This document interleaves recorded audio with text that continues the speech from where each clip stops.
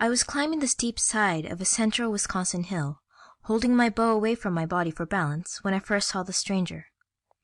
He sat on a stump at the crest and watched me struggle up. As I drew near, I panted out a greeting and received his cheerful "Hi" in return. When I finally reached the top, I threw myself on the ground and began catching my breath. He didn't say anything at first, just looked at the bow and the quiver of arrows on my back. Finally, he said, "May I look at it?" and reached for the bow. I handed it to him. He examined it carefully and returned it. "Beautiful workmanship. Is that all you use?" he asked. "I never cared much for guns," I answered. "I've always thought that a bow gave the animal more of an even chance for his life." We talked then on the various aspects of hunting, and how the crisp fall air seemed to make the deer seem closer than during the heat of the summer. While we talked, I tried to place the reason he disturbed me, but I couldn't seem to do it.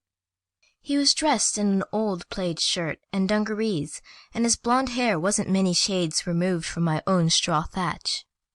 But there was something odd about him that I couldn't quite find. "Perhaps it's the cloth." His words surprised me. "You see, it hasn't been discovered on this planet as yet." My face must have shown astonishment, because he went on in the same vein. "I admit it's confusing, but it's also true. My clothes weren't made on Earth." He chuckled then, deep in his throat. "I don't blame you for being confused. I know how I would feel if I met an extraterrestrial being before space travel was a reality." I kept staring at him. Finally I blurted out, "What in Sam Hill are you talking about?" He leaned forward on the stump, and his face grew earnest. "You might say I'm a poll-taker. I have to decide certain things from various interviews with individuals I meet." "What are you trying to prove?" I asked. "I'm sorry, but I can't tell you that until I'm finished with the interview. If I told you, your interest in the subject would tend to prejudice your answers." "Fair enough. What do you want to ask me?" He pulled out a notebook and smiled.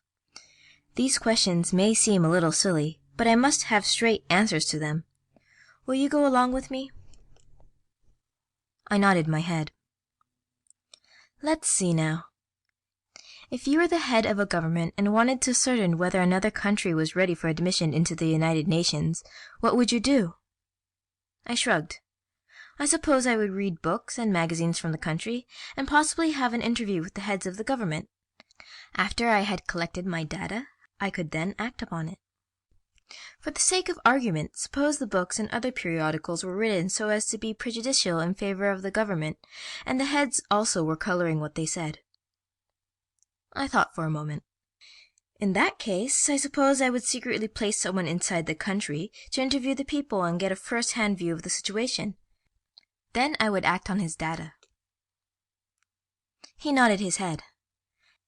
"Yes, the people themselves and the conditions they live in will give you the needed data." He turned a page in the book.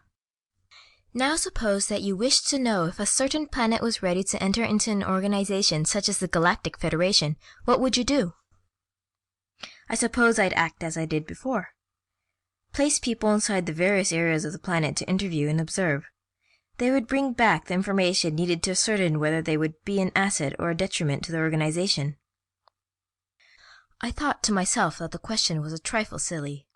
After all, hadn't science proved that life couldn't exist on the other planets in our system? He relaxed after I answered, and his smile was brighter than the previous ones.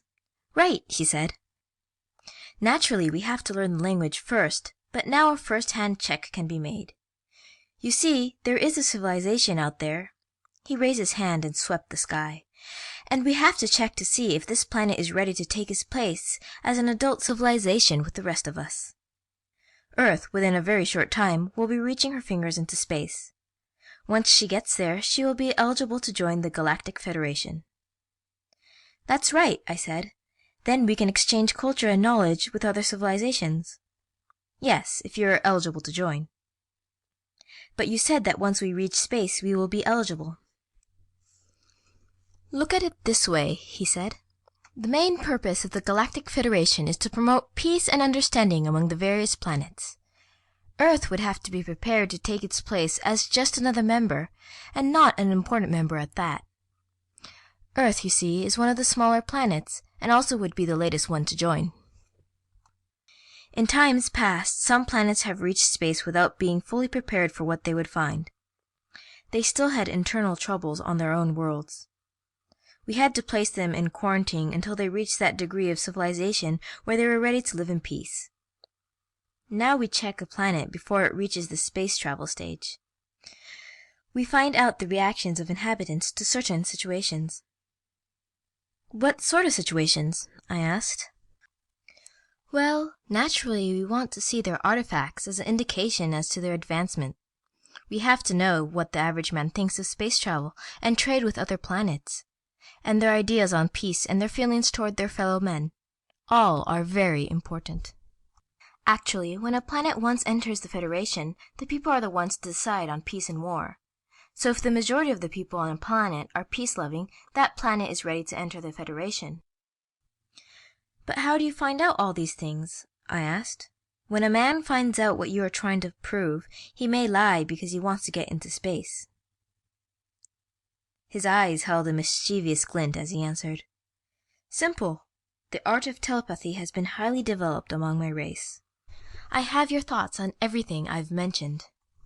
Later, when all the data from thousands of similar interviews is in, it will be evaluated and the decision will be made as to whether your world will be allowed to reach space.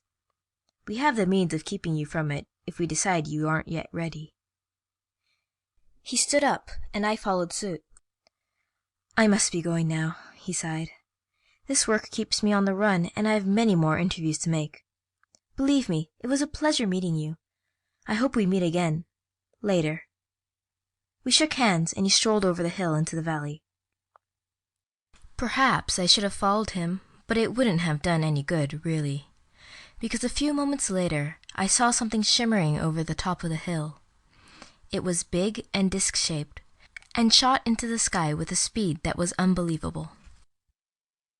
I still don't know what to think about him, or what we talked about.